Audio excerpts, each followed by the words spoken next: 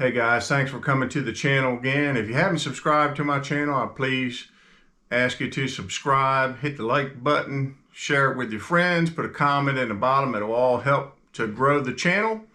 And again, thanks for returning. And today's topic, I want to talk about how to adjust to warming water temperatures.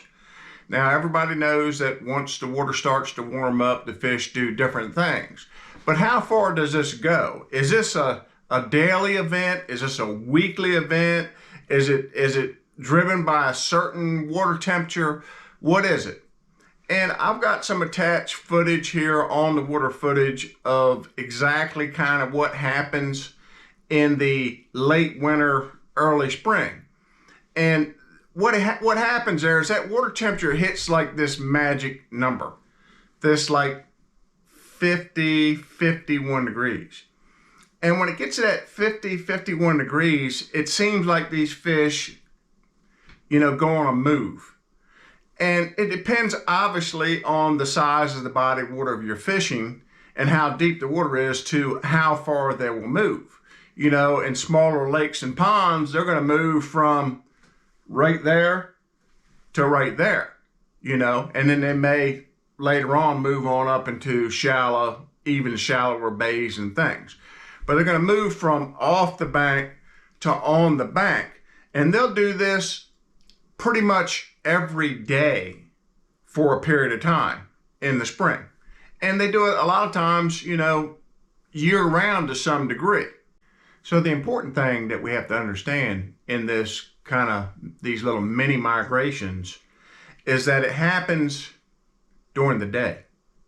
And, you can go fishing early in the morning when the water temperature's, like 48 in the morning, and it'll be 51 or 52 in the afternoon, and the fish will be doing completely different things. In the morning, they'll still be kind of off the bank, but eating. They'll be eating because, bass almost always eat in the morning, no matter what time of the year that it is, at least for a short period of time. But then they'll sense that water change up high in the water column, and they'll move, even before you think they're up there, they're really kind of, they're up there. And I've used this analogy before. Some of you've heard it, some of you haven't.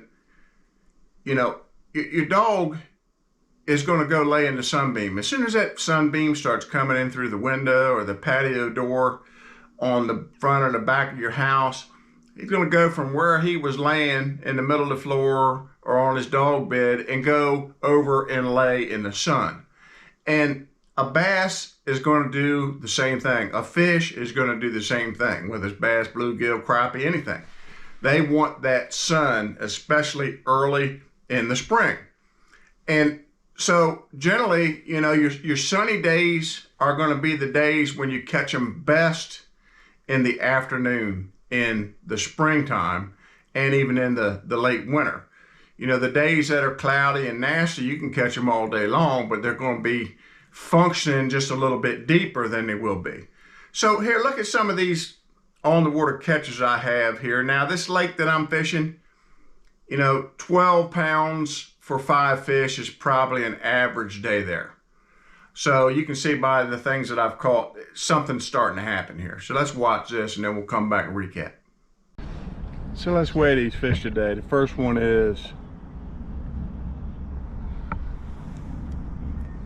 214, fat to death. So I just caught my third fish. This one's 214. So I got 3 214s and a 312. Catch him on a swim bait. Nice fish. With this weedless axle jig head, so I can throw it in heavy cover or around these docks without worried about getting hung up. The fish were off the bank this morning. You could see them, on your sonar and stuff. Caught a few out there, one decent one. And then once that sun kind of got up high and this water warmed up 1 or 2 degrees, these fish said, let's go sun. And now just forget your electronics and just start throwing at targets and whack them. So it's warming up here in the afternoon. Water temperature's only 51, but that sun is out today for the first time in several days, and these fish are just starting to move shallow. right there, big fatty. He's 312. And I've caught a couple more pushing 3 pounds beside the other one that I showed you a picture of. This afternoon, boy, early spring, sun out. Those fish are gonna get somewhere up shallow and sun next to a piece of cover. Get up there with them and you can hammer them. And another one bites the dust. I'm not wearing this one. I'm gonna say he's conservatively 2 1/4. And they're absolutely starting to annihilate this swim bait. Get out, because they're biting. So seeing what happened there, you know, earlier in the day, I couldn't get bit on the bank. And then I was throwing to, you know, offshore targets, offshore fish that you could see or not see or where they were supposed to be, and caught a few. And then all of a sudden, they were just gone. I couldn't even see them on my electronics. They were gone. And I thought, well, they've either just sunk right down to the bottom or they've moved to the bank. So I went and fished the bank, and then it just got, you know, hot and heavy really quick.